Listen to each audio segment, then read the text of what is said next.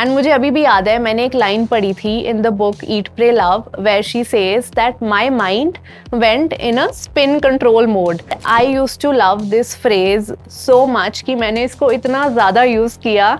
It was hilarious. So learning English became fun. I got lost in Russia, boarded the wrong train because everything around was written in Russian.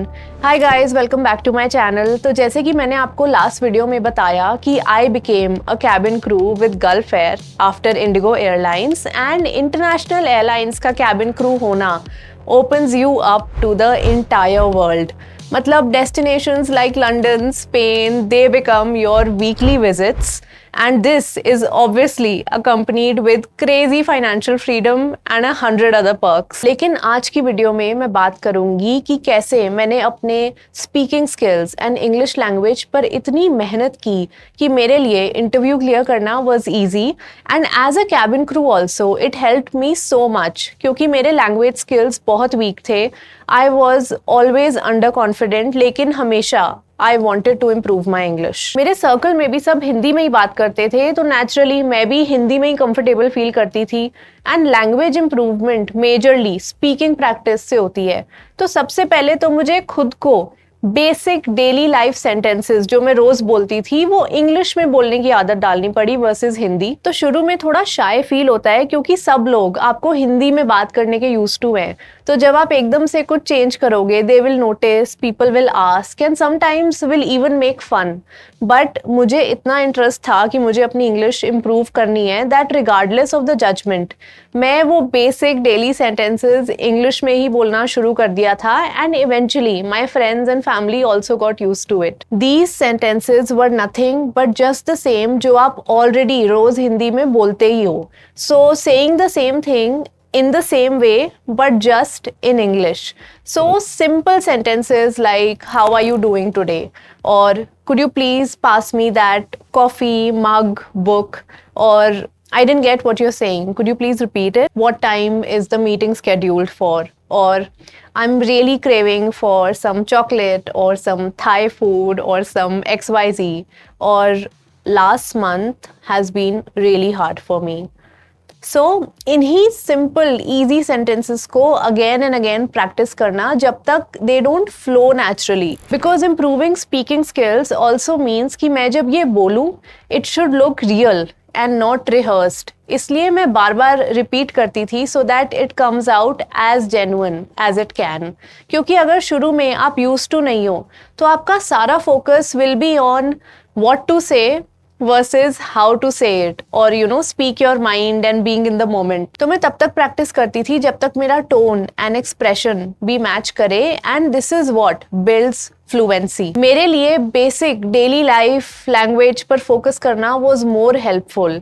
आपको भी 10 heavy dictionary words याद करने से पहले daily grammar पर focus करना चाहिए, and this is the number 1 step to improving your language skills. Second thing is definitely मैंने new shows देखना शुरू कर दिया like Suits और How I Met Your Mother, and her episode से I used to pick a few lines that I can use, or even learning how to speak them effortlessly. कई बार कुछ ऐसे words and idioms भी होते थे जो नहीं समझ आते थे, so I use to search them on Google and उनका meaning then I use to fit in the story line to understand the context in how it was said. And I then also use to think कि मैं इसको कैसे use कर सकती हूँ in my daily life. मैंने books भी खरीदी such as the great Gatsby, girl on the train, pride and prejudice, and मुश्किल था बट रोज़ आधा घंटा I use to read. I use to underline जो भी मुझे नहीं समझ आ रहा एंड उनका मीनिंग फिर सर्च करती थी. एंड रीडिंग में अच्छी बात यह है कि आपको कितने वर्ड्स अपने आप लर्न हो जाते हैं क्योंकि आप देख सकते हो कि वो स्टोरी लाइन में किस कॉन्टेक्स्ट में यूज़ हो रहे हैं. एंड जैसे I use to understand their meaning, मैं सोचती थी कि वेयर और in which scenario can I also use it. And then मुझे अपने आप आइडियाज भी आते थे कि मैं ये यहाँ पे बोल सकती हूँ, and in the gathering I use to look forward to you know naturally saying it. एंड मुझे अभी भी याद है, मैंने एक लाइन पढ़ी थी in the book eat pray love where she says that my mind went in a spin control mode. So spin control mode is basically when you desperately want to change or control a situation because it is being misinterpreted. And I use to love this phrase so much कि मैंने इसको इतना ज़्यादा use किया, it was hilarious. So learning English became fun. Cabin crew job लगने के बाद ये सब shows and book reading became my hobbies. और एक ये भी एडवांटेज थी कि every day as a cabin crew I was meeting new people. So वो पैसेंजर्स हों या कैबिन क्रू हो या कैप्टन्स हों. So the thing with new people is कि आप उनसे जैसे भी बात करना चाहो, दे विल नॉट जज you because they don't know you. तो आई यूज टू कॉन्शियसली ट्राई कि मैं अपनी सारी कॉन्वर्सेशन इंग्लिश में ही करूँ. Even though I was obviously more comfortable with Hindi, but I used to really try. and तब तक मेरे basics काफ़ी strong हो गए थे, मेरी grammar काफ़ी improve हो गई थी, क्योंकि cabin crew interview से पहले मैं 6 महीने English improvement की consistently रोज़ practice कर ही रही थी. So even in flights जब group में कोई बात हो रही हो, आई वुड रियली ट्राई कि कॉन्वर्सेशन में मेरा रिस्पॉन्स या मेरा इन्वॉल्वमेंट इंग्लिश में ही रहे, चाहे सब लोग हिंदी में बात कर रहे हैं तब भी. वो कॉन्शियसली धीरे धीरे चेंज मुझे लाना पड़ा. बट कैबिन क्रू बनने के बाद मुझे ये तो रियलाइज हो गया था कि improving my speaking skills will help me a lot in my career in aviation in the future also. Plus मेरा flying base भी बैंगलोर था, so another advantage. बैंगलोर में कोई हिंदी बोलता ही नहीं है, it's either English और कन्नड़ा. तो जब मैं फ्लाइट्स पे नहीं होती थी एंड बाहर भी जाती थी कहीं घूमने, तो the conversation with the Uber driver और at the grocery store was all in English. तो आई जस्ट वॉन्ट टू से अगर आपको भी अपने इंग्लिश लैंग्वेज स्किल्स इम्प्रूव करने हैं तो speaking and basic grammar practice is the key. अगर आप शाय हो, आप सबके सामने प्रैक्टिस नहीं कर सकते जो सेंटेंसेस आपने लिखे हैं, you can always start with mirror practice at home. आप कोई भी एक सिनेरियो इमेजिन कर सकते हो और अगर आपको वही सेंटेंस इंग्लिश में रिस्पॉन्ड करना हो तो आप कैसे करोगे. And keep saying it until you get it right. और जब धीरे धीरे आप कॉन्फिडेंट हो जाओ, आपको लगे कि हाँ I can say it perfectly, then आप ये सोशल ग्रुप्स में भी slowly you can start opening up and speaking confidently in groups also. So अगर आप रोज आधा घंटा रीडिंग एंड पूरे दिन में सिचुएशंस जहां आप एवरीडे हिंदी को इंग्लिश में रिप्लेस कर पाओ in different scenarios, that is more than enough. And बोलने के साथ साथ ये भी फोकस रहे कि आपकी ग्रामर ठीक है. That is why it is very important to select your sentences पहले से ही from shows, from books and movies, wherever, and just stick to that. A little personal note is to fall in love with the process. मतलब मैंने 6-7 महीने इतनी practice की and it became a way of life. तो उतना time and effort आपको देना पड़ेगा.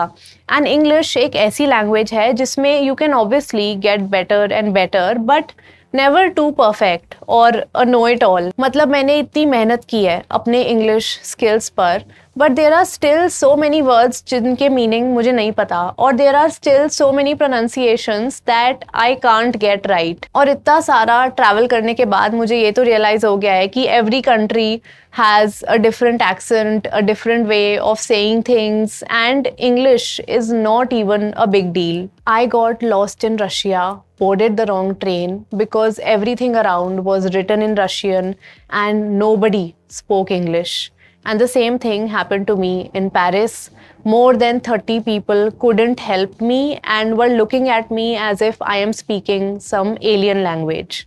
So, moral of the story, it's not a big deal. It's not even that widely spoken, and it is a big thing only in India thanks to the colonial effect. तो अगर आपको भी अपनी English language improve करनी है and शुरू में अगर कोई प्रोनाउंसिएशन गलत हो जाए या फिर कोई ग्रामेटिकल मिस्टेक हो जाए, don't be embarrassed about it. In fact, laugh about it and you can just be like, oh, I didn't know this is how it is said. या अगर आपका कोई मजाक उड़ा रहा है, you can always, say in a light, cool way कि I don't get the joke. It's a foreign language after all. And be cool with it. Don't make it a big deal. Most people can't improve their English skills because they want to be so perfect right away. They don't want to make any mistakes. But अगर आप कुछ सीख रहे हो तो उसमें गलतियां भी होंगी and time भी लगेगा. And that is the best way to learn. So this is how I improved my English language skills and became an international flight attendant. And speaking of international airline cabin crew, Emirates is now hiring cabin crew in India. Freshers can also apply. It is invitation based only if your CV is shortlisted. And I have a video on how to create the perfect cabin crew CV. So watch that one and get your invitation letter.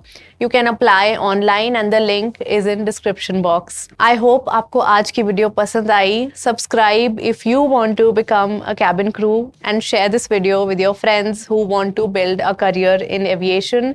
And I will see you in my next one.